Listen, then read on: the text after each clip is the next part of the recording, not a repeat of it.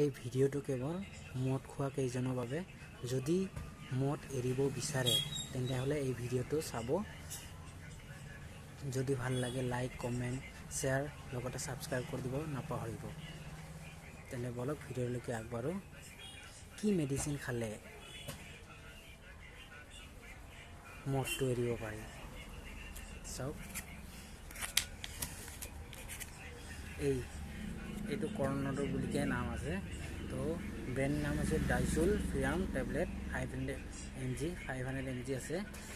তো এই টেবলেটটো কি ধৰণৰ খাব পাৰি?